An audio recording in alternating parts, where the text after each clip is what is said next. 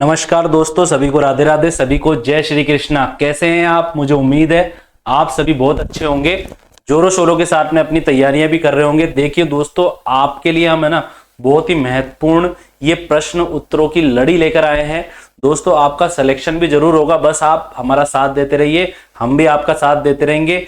तो स्वागत है आपका अपने एल क्लासेस के डिजिटल एडवांस लर्निंग प्लेटफॉर्म के ऊपर। दोस्तों, मेरा नाम है लेख शेखर शर्मा, मैं आपको पढ़ा रहा हूं जर्नल साइंस सब्जेक्ट के बारे में। दोस्तों देखिए, आज का हमारा पहला प्रश्न कौन सा है, आप देखिए, हीमोग्लोबिन का मुख्य घटक क्या होता है। इधर देखिए दोस्तों, आप हमारे अंदर रक्त होता है। दोस्तों क्या होता है हमारे अंदर, एक सेकेंड, हमारे अंदर रक्त होता है दोस्तों। और ऐसा माना जाता है जो रक्त होता है ना, ये शरीर में 7% तक रक्त होता है। कितना होता है दोस्तों? एक स्वस्थ जो मनुष्य होता है उसके शरीर में 7% रक्त होता है दोस्तों। अपन भार में माने तो लगभग 5 किलोग्राम हो सकता है। कितना मान सकते हैं? लगभग 5 किलोग्राम मान सकते हैं। कितना मान सकते हैं? 5 किलोग्राम रक्त पाया जाता है दोस्तों। रक्त के अंदर, रक्त में आप देख सकते हैं आरबीसी पाई जाती है। आरबीसी का मतलब क्या है? लाल रुधिर कणिकाएं होती है दोस्तों। आरबीसी के अंदर दोस्तों एक गुलाबी हीमोग्लोबिन पाया जाता है। क्या पाया जाता है? गुलाबी हीमोग्लोबिन पाया जाता है। हीमोग्लोबिन पाया जाता है दोस्तों।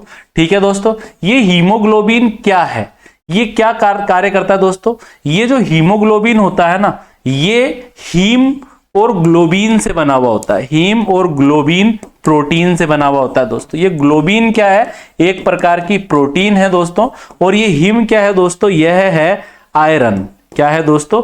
आयरन या लोह भी इसे कह सकते हैं। Fe से इसको डिनोट करते हैं, क्योंकि आयरन या लोहे को लैटिन भाषा में फेरम कहते हैं। तो इसका प्रतीक क्या हो गया दोस्तों? Fe हो गया। और इधर आप देखिए दोस्तों, जो ये हीमोग्लोबिन होता है ना, ये जो हीमोग्लोबिन है ना, ये ऑक्सीजन बाइंडिंग प्रोटीन है। ऑक्सीजन बाइंडिंग प्रोटीन है। मतलब यह रक्त में, यह दोस्तों क्या करता है? यह रक्त में O2 को बांधने वाला प्रोटीन है। बांधने वाला प्रोटीन है। तो दोस्तों सही उत्तर क्या हो जाएगा? हीमोग्लोबिन का मुख्य घटक क्या होता है? हीमोग्लोबिन का मुख्य घटक होता है दोस्तों आयरन। ठीक है दोस्तों। हाँ, लेकिन दोस्तों यहां पर है ना एक बात ध्यान रखना, यहां पर जैसे अगर मैं बोलूं कि यहां पर ऑप्शन ऐसा होता है, जैसे मैं सी ऑप्शन को थोड़ा चेंज करना चाहूंगा दोस्तों, एक सेकेंड, मैं यहां पर कर देता हूं ए व बी दोनों, ए व बी दोनों। तो दोस्तों सही उत्तर क्या हो जाएगा हमारा? ए व बी दोनों हो जाएगा। मैंने आपको बताया ना कि हीमोग्लोबिन में आयरन भी मिलेगा, प्रोटीन भी मिलेगा, दोनों ही प्रमुख है दोस्तों। लेकिन अगर ऑप्शन में प्रोटीन ना हो, सिर्फ आयरन ही हो, तो सही उत्तर आयरन हो जाएगा दोस्तों। और अगर ऑप्शन में सिर्फ आपको प्रोटीन दिखे, आयरन ना दिखे, तो सही उत्तर क्या हो जाएगा? प्रोटीन हो जाएगा। और अगर दोनों होते हैं तो ऐसा जरूर आएगा कि ए व बी दोनों। और अगर आपसे बोले कि हीमोग्लोबिन में कौन सी धातु मिलती है, तो आयरन मिलती है भैया, जिसको हिम धातु भी कह सकते हैं या Fe धातु के नाम से भी जाना जाता है। दोस्तों बीसीजी का टीका लगाया जाता है। भैया बीसीजी की फुल फॉर्म क्या है? बीसीजी क्या है इसकी फुल फॉर्म? इसकी जो दोस्तों फुल फॉर्म है वो है बेसिल कालमेट यूरिन है। क्या है दोस्तों? बेसिल कालमेट यूरिन है। और आपको बताया दोस्तों टीबी से बचाव के लिए दिया जाता है। टीबी से बचाव के लिए यह टीका बच्चों में लगाते हैं। अगर यह टीका बच्चों में लगा देंगे तो बच्चे टीबी से बचे रहेंगे। दोस्तों ये टीबी क्या है? यह एक श्वसन तंत्र से संबंधित बीमारी है दोस्तों। श्वसन तंत्र से संबंधित रोग है दोस्तों। संबंधित क्या है? यह एक रोग है दोस्तों। और यह रोग किसके द्वारा होता है? यह रोग जीवाणु द्वारा होता है। जीवाणु का क्या नाम है दोस्तों? Mycobacterium tuberculosis. माइक्रोबैक्टीरियम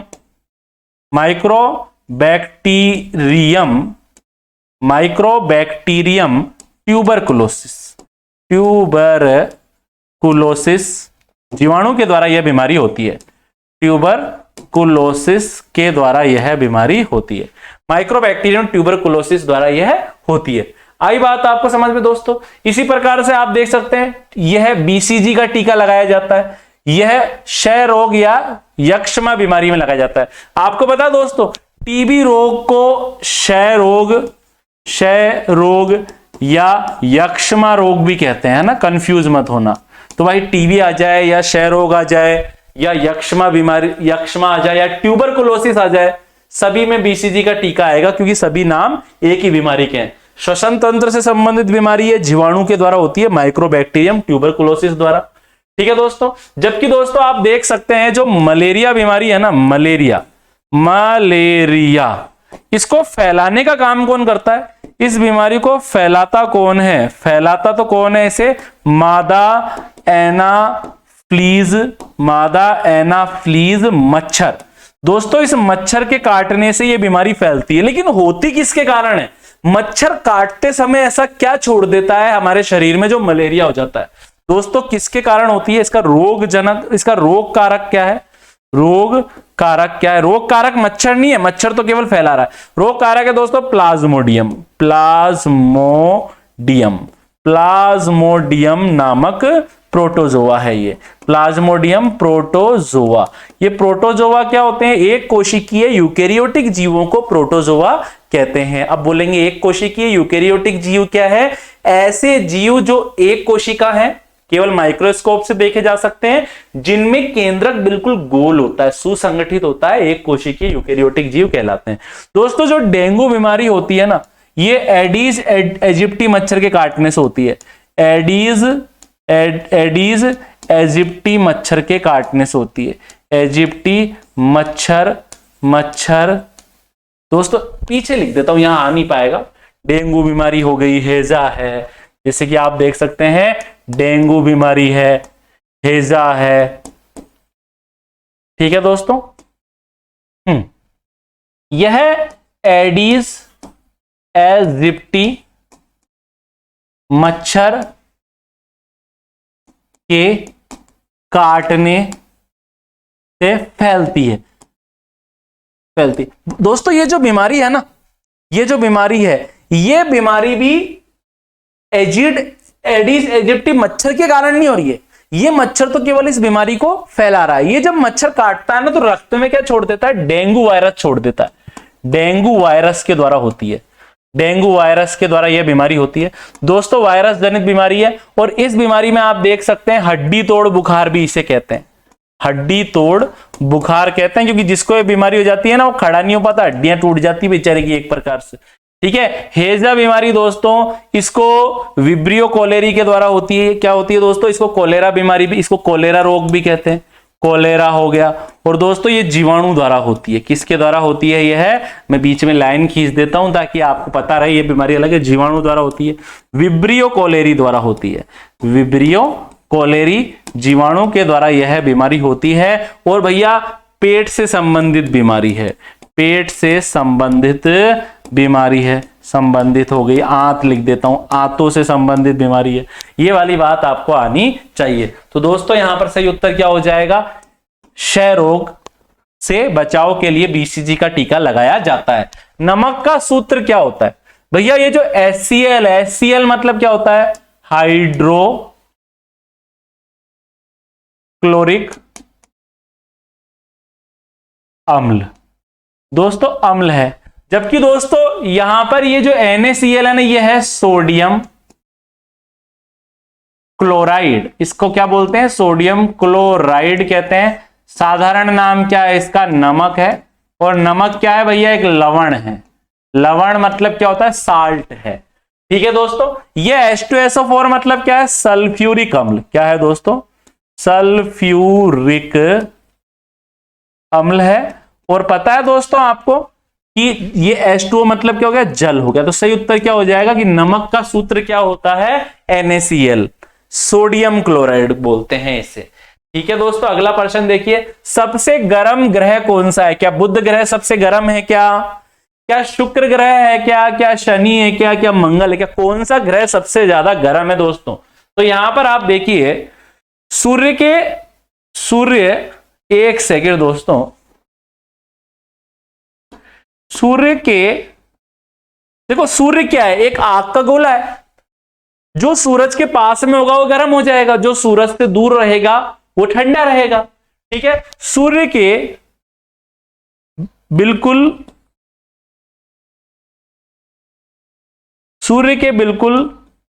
नजदीक बुध ग्रह है, बुध ग्रह है। ठीक है, फिर भी अब सबसे गर्म कौन सा होना चाहिए था, बुध ग्रह होना चाहिए था। सूर्य के बिल्कुल नजदीक बुध ग्रह है, फिर भी शुक्र ग्रह है। दोस्तों सही उत्तर क्या है, शुक्र ग्रह। शुक्र ग्रह सबसे गर्म ग्रह है दोस्तों। क्या है दोस्तों, सबसे, एक सेकंड,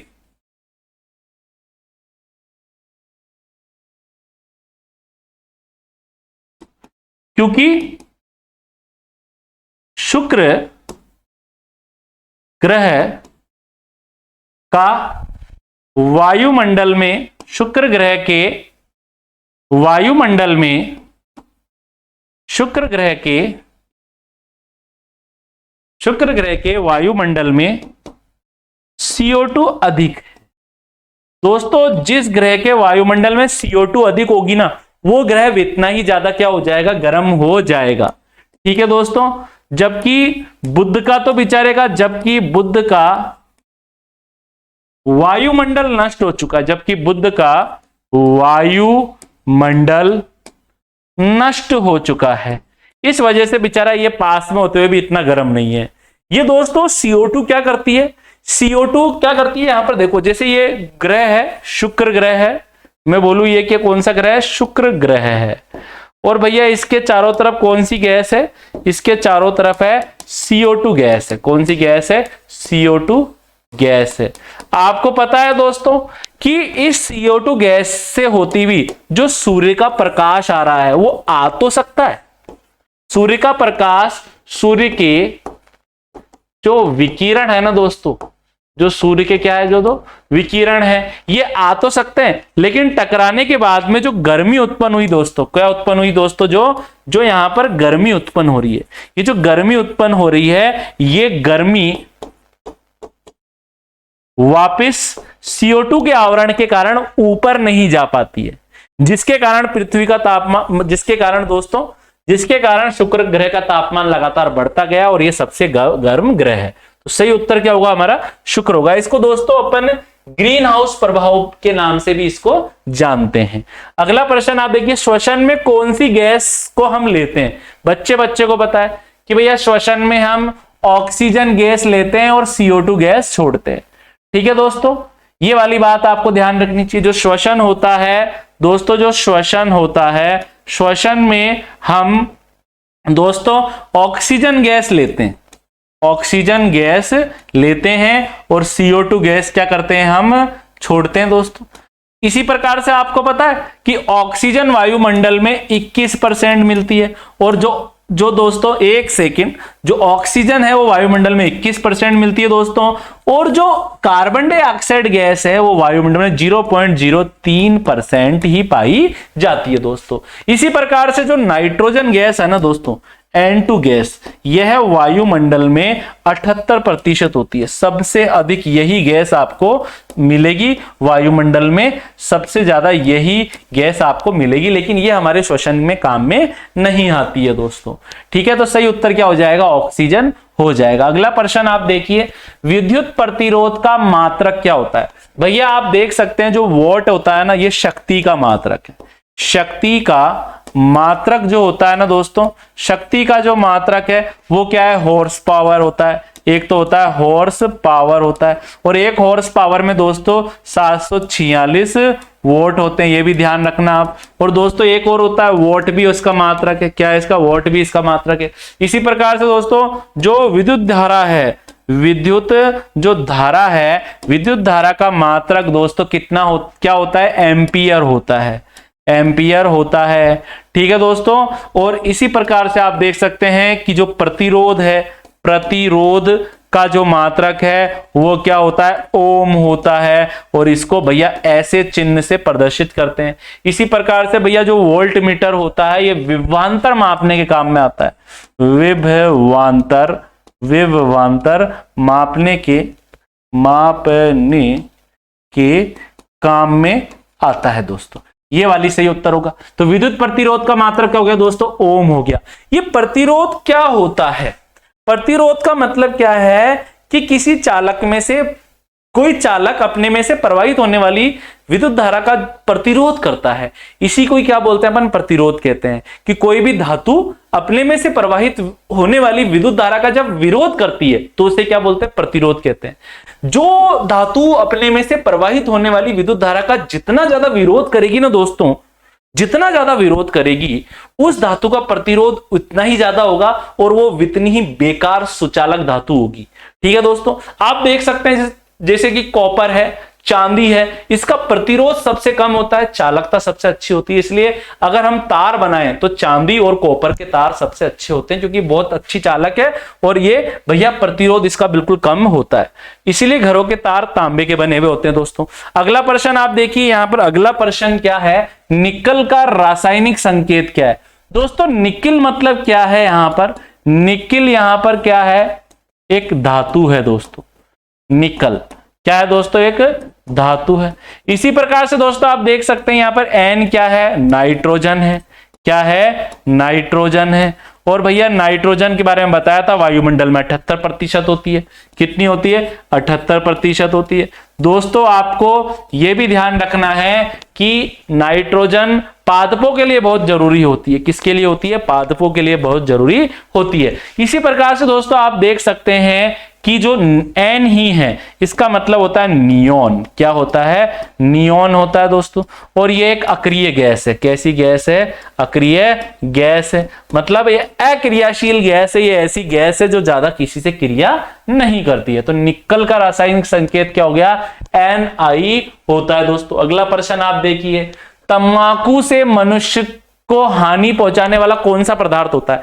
तंबाकू में ऐसा कौन सा पदार्थ है दोस्तों जो हमें हानि पहुंचाता है। क्या तंबाकू में एंजाइम पाए जाते हैं, क्या तंबाकू में निकोटीन होते हैं, क्या मॉर्फिन होता है, क्या कोई भी नहीं। तो दोस्तों आप देख सकते हैं कि जो तंबाकू होता है ना, क्या होता है दोस्तों, जो तंबाकू, एक सेकंड, तंबाकू, इस तंबाकू का दोस्तों जो वैज्ञानिक नाम है ना, वैज्ञानिक नाम क्या है, निकोटिएना टोबेकम है। निकोटिएना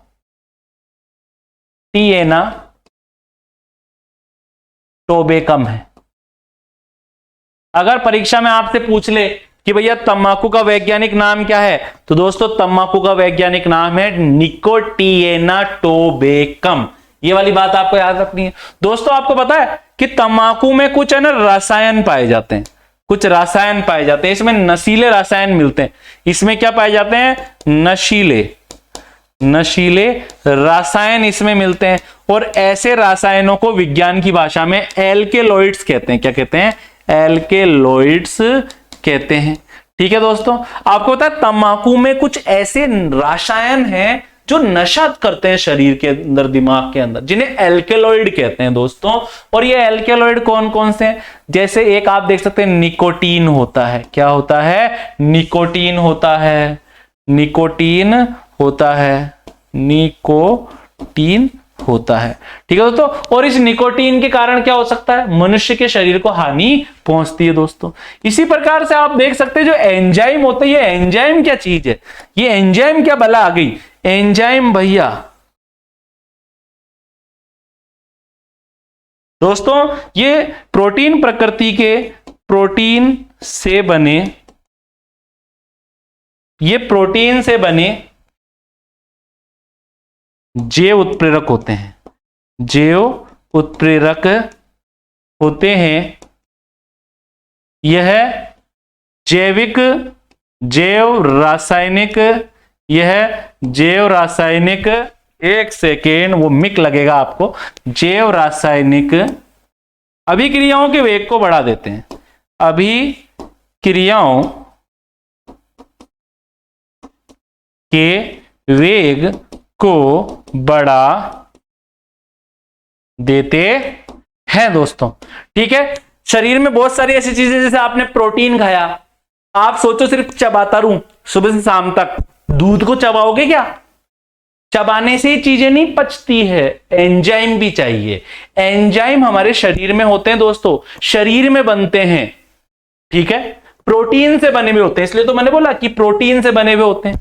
जैव उत्प्रेरक होते हैं। जैव उत्प्रेरक का मतलब है हमारे शरीर में जो क्रियाएं हो रही है ना, जैसे पाचन हो गया या कुछ भी हो रहा है, उसको कई गुना बढ़ा देते हैं दोस्तों एंजाइम। इसलिए अपन क्या बोल सकते हैं कि ये जैव उत्प्रेरक है, मतलब जैविक अभिक्रियाओं को उत्प्रेरित करने वाले प्रोटीन से बने हुए पदार्थों को क्या बोलते हैं? एंजाइम कहते हैं। इसका संश्लेषण हमारे शरीर में होता है, ये पाचन वगैरह में सहायता करते हैं। उपयोग क्या है इसका? उपयोग क्या है भैया? पाचन में सहायक है, जैसे पाचन हो गया। और भी चीजें हैं लेकिन मैं अभी लिखूंगा तो आप कंफ्यूज हो जाओगे। जैसे कि आप सोच लो पाचन में सहायता करते हैं, जैसे भी अपन ने लिखा पेप्सिन एंजाइम, पेप्सिन एंजाइम दोस्तों। एक मैंने बताया आपको लाइपेज एंजाइम, लाइपेज एंजाइम हो गया। ऐसी बहुत सारी चीजें हैं दोस्तों, ये वाली बातें आपको आनी चाहिए। इसी प्रकार से ये मॉर्फिन क्या होता है आप देख सकते हैं दोस्तों, जैसे अफीम है, अफीम है दोस्तों, एक सेकेंड, अफीम है दोस्तों, अफीम। अफीम का दोस्तों वैज्ञानिक नाम क्या है? अफीम का वैज्ञानिक नाम दोस्तों पेपेवर सोमनिफेरम है, पेपेवर सोमनिफेरम। आपको पता है दोस्तों अफीम का वैज्ञानिक नाम है पेपेवर सोमनिफेरम। और दोस्तों अफीम के अंदर कुछ नशीले रसायन होते हैं। इस अफीम में भी क्या मिलते हैं? नशीले रसायन मिलते हैं। इसमें भी नशीले रसायन होते हैं जो नशा उत्पन्न करते हैं। ठीक है दोस्तों, जिनको अपन क्या बोलते हैं? एल्केलॉइड्स कहते हैं। क्या कहते हैं? एल्केलॉइड्स कहते हैं दोस्तों। कौन कौन से एल्केलॉइड्स मिलते हैं इसके अंदर? जैसे कि आप देख सकते हैं, नाम से ही पता चल रहा है, पेपेवेरिन, पेपेवेरिन मिलता है इसके अंदर। इसके अंदर मिलता है सोमनिफेरिन, मिलता है। क्या मिलता है? सोमनी, एक सेकेंड दोस्तों, क्या मिलता है? सोमनिफेरिन मिलता है, सोमनिफेरिन, पेपेवेरिन, सोमनिफेरिन मिलता है दोस्तों। और क्या मिलता है? मॉर्फिन मिलता है, मॉर्फिन मिलता है, कोडीन मिलता है, कोडीन मिलता है। सबसे जो इंपॉर्टेंट है दोस्तों मॉर्फिन है। ठीक है, ये वाली बात आपको ध्यान रखनी है। इसका बहुत ज्यादा क्या होता है, ये दर्द निवारक है, दर्द निवारक है। लेकिन भैया लोग इसका दुरुपयोग करते हैं, दुरुपयोग करते हैं नशे में, नशे में, ड्रग्स में, नशे में, ड्रग्स में, ड्रग्स में, ड्रग्स लेते हैं ना कई लोग, तो क्या ले रहे हैं? मॉर्फिन ले रहे हैं, जबकि दर्द निवारक औषधि है, लेकिन लोग इसका क्या करते हैं? दुरुपयोग करते हैं। तो ये वाली बात आपको आनी चाहिए। अगला प्रश्न देखिए दोस्तों, अगला प्रश्न क्या है? सोने का सूत्र क्या है? भैया सोना, सोना, सोने को वैसे अपन क्या बोलते हैं? गोल्ड कहते हैं, इंग्लिश के अंदर गोल्ड कहते हैं। लैटिन नाम क्या है इसका? लैटिन नाम है ओरम, ओरम।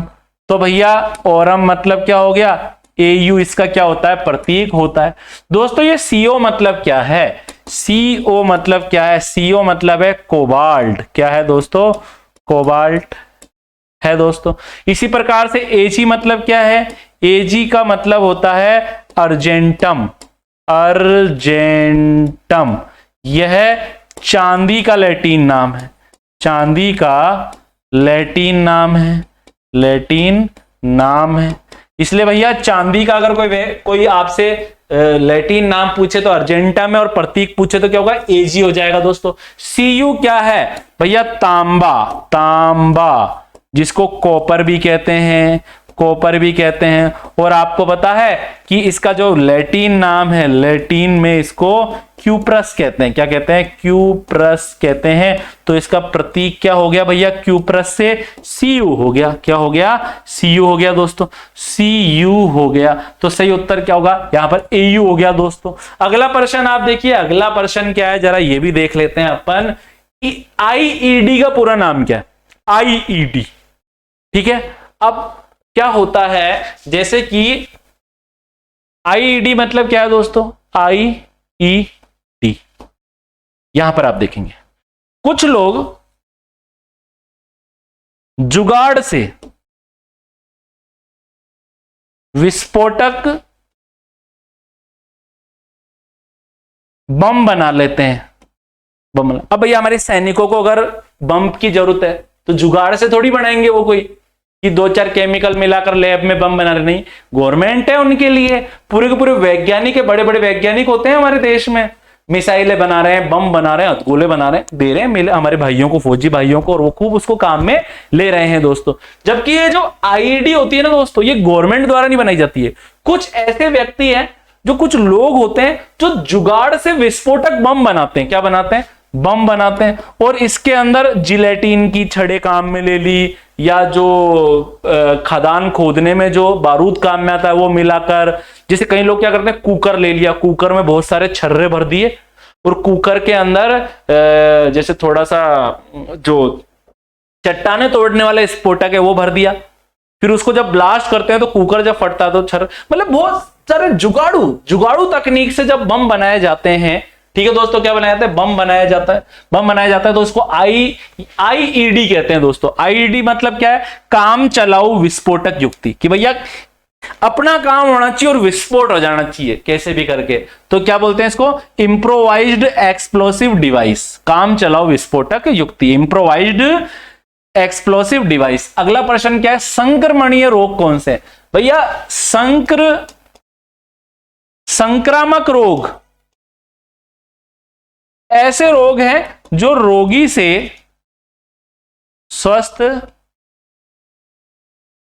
व्यक्ति को हो सकते हैं। भैया ऐसे रोग जो किसी रोगी से स्वस्थ व्यक्ति को हो सकते हैं संक्रामक रोग कहलाते हैं। जैसे कि सारे के सारे ही आप देख सकते हैं, जैसे कि आप देखो यहां पर एक रोग लिखा हुआ है इबोला रोग, जैसे कि क्या लिखा हुआ है यहां पर? इबोला रोग, ठीक है, इबोला वायरस द्वारा होता है, इबोला वायरस द्वारा होता है दोस्तों। इसकी खोज है ना, इस वायरस की खोज 1976 में इबोला नदी के किनारे पर की गई थी।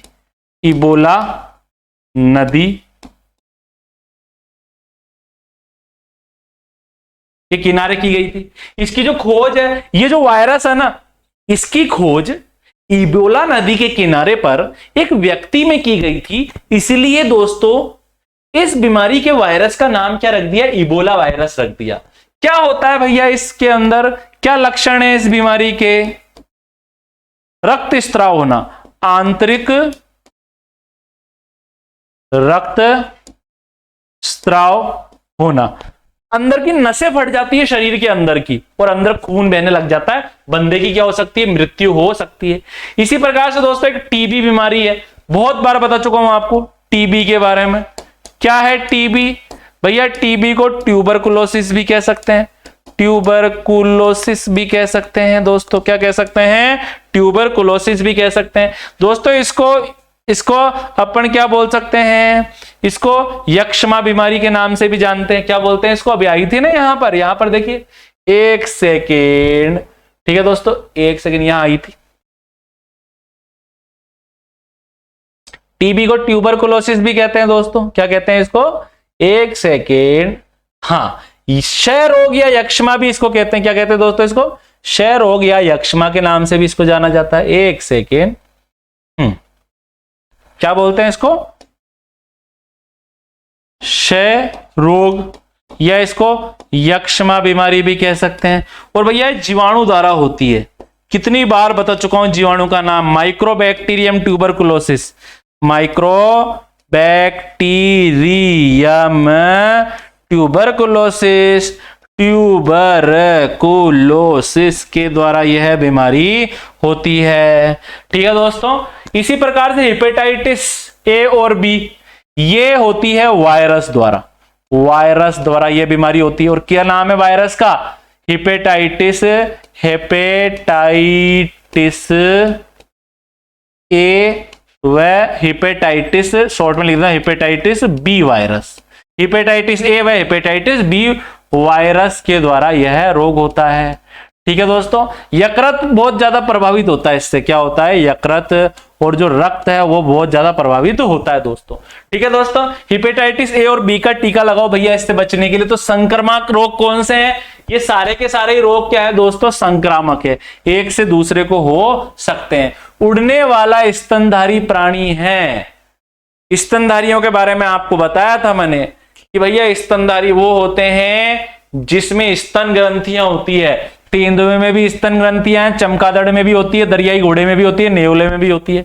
भैया जिसमें दांत होते हैं, सभी में दांत पाए जाते हैं, स्तनधारी है। सभी में पसीने वाली ग्रंथियां मिलती है त्वचा में, सभी में पसीने वाली ग्रंथियां मिलती है। सब कुछ हो रहा है भैया, लेकिन उड़ता कौन है? चमगादड़ एक उड़ने वाला क्या है? स्तनधारी है। आपसे कोई बोले सबसे बड़ा स्तनधारी कौन सा है धरती का, तो दोस्तों ब्लू व्हेल है, ब्लू व्हेल। आपसे कोई अगर बोले कि सबसे बड़ा स्थलीय स्तनधारी कौन सा है, तो हाथी है, क्योंकि ब्लू व्हेल तो पानी में रहती है, समुद्र में रहती है। आपसे बोले कि ऐसे स्तनधारी का नाम बताओ जो अंडे देता है, अंडे देने वाला स्तनधारी, duck billed platypus, duck billed platypus, या चींटीखोर भी बोल सकते हैं हिंदी में, चींटी को खाने वाला प्राणी।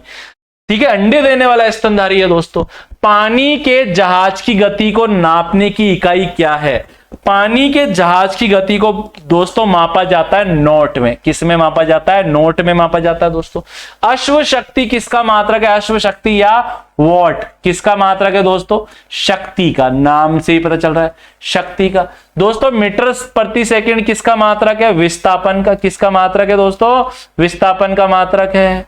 आई बात आपको समझ में? मीटर प्रति सेकंड स्क्वायर हो जाएगा तो किसका मात्रक हो जाएगा? विस्थापन का हो जाएगा।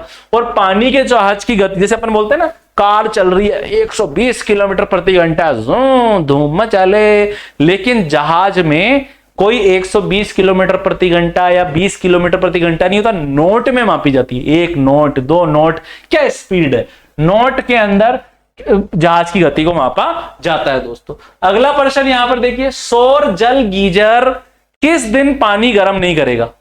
भाई यहां पर देखो घर है, घर के अंदर ये बाथरूम है बढ़िया अच्छा सा, ठीक है, ये नल लग रहे हैं, टूटी लग रही है, 2 नल लग रहे हैं, एक ठंडे पानी का और यहां पर एक गीजर लग रहा है। क्या लग रहा है दोस्तों? एक यहां पर एक अच्छा सा गीजर लग रहा है, ये गीजर लग रहा है। ये गीजर के 2 तार हैं और ये 2 तार जुड़े हुए हैं सौर पैनल के द्वारा। ये दोस्तों सौर पैनल है। अब आप देख सकते हैं कि जब इस सौर पैनल पर सूर्य का प्रकाश गिरता है तो ये सौर पैनल विद्युत बनाता है और इस विद्युत के कारण ये पानी क्या हो जाता है दोस्तों? गर्म हो जाता है। समझ में आ रही है बात आपको? अब यहां पर आप देखिए, अगर कोहरा ज्यादा हो जाए तो दोस्तों, अगर कोहरा ज्यादा हो भी गया ना तो दोस्तों आप देख सकते हैं थोड़ा बहुत प्रकाश तो प्राप्त होता ही रहेगा। ठीक है दोस्तों, इसलिए ये लगातार बिजली बनाता ही रहेगा। तो कोहरे से कुछ नहीं हुआ। घने बादलों का ज्यादा समय तक रहने पर, भैया घने बादल जम गए आकर, ये घने बादल आ गए, घने बादल के कारण सूर्य का प्रकाश पहुंच नहीं पाएगा।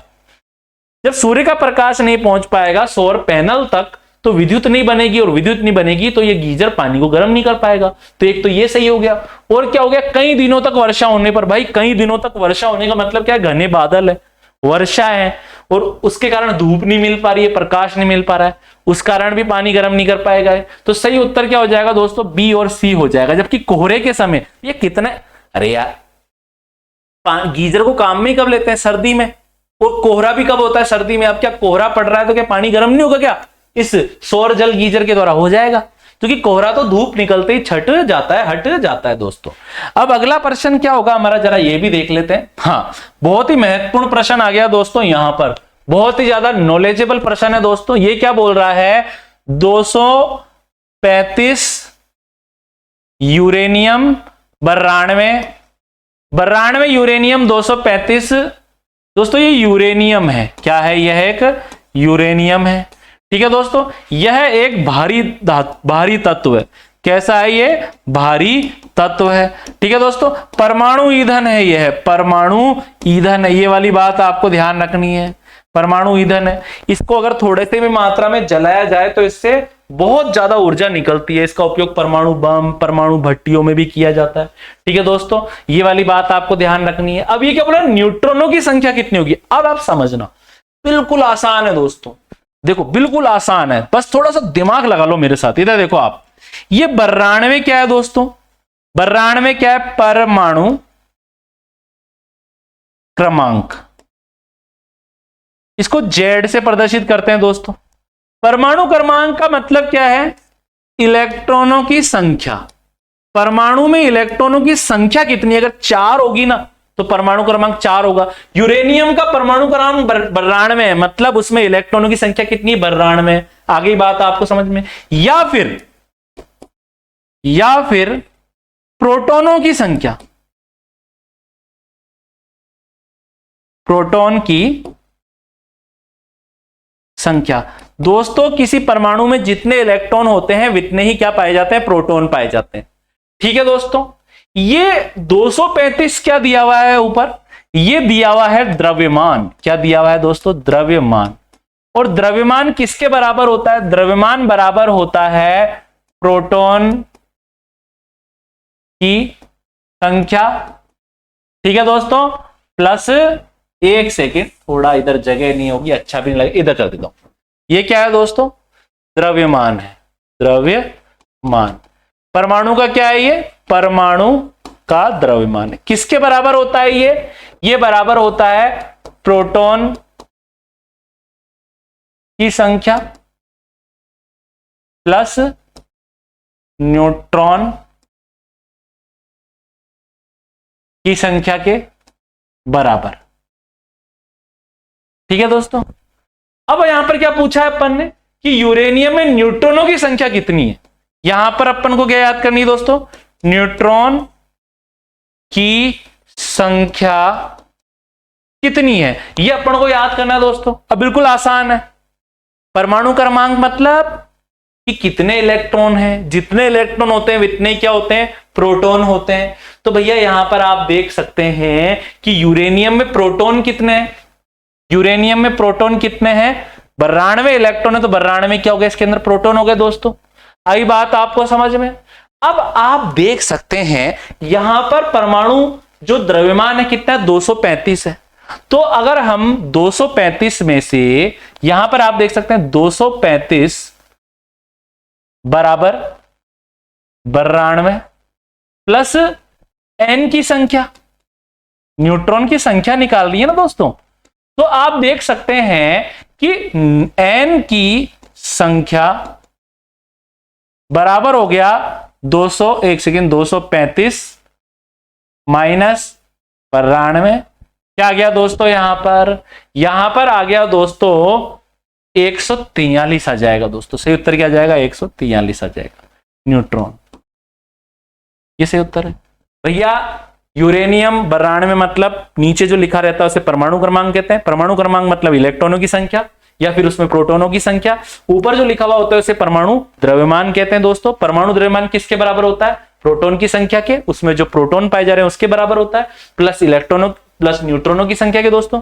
प्रोटॉन कितने हैं यहां पर? प्रोटॉन है यहां पर 92। कैसे पता लगा? क्योंकि इलेक्ट्रॉन भी यहां पर क्या है? 92। कैसे पता लगा? क्योंकि परमाणु क्रमांक क्या है? 92। आगे बात आपको समझ में? तो यहां पर दोस्तों परमाणु द्रव्यमान बराबर प्रोटॉन की संख्या प्लस न्यूट्रॉन की संख्या दोस्तों। परमाणु द्रव्यमान यहां पर कितना दिया हुआ है? परमाणु द्रव्यमान यहां पर दिया हुआ है दोस्तों 235 दिया हुआ है दोस्तों।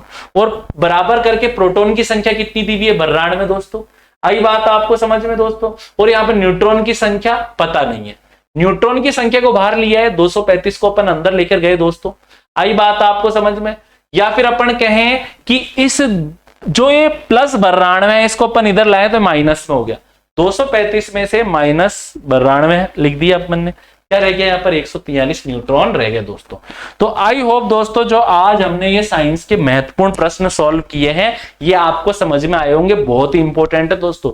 मैं और भी लेकर आऊंगा आपके लिए बहुत सारे पेपर, आपका पूरा साथ दूंगा। सभी अपना ख्याल रखना दोस्तों। सभी को राधे राधे, सभी को जय श्री कृष्णा दोस्तों।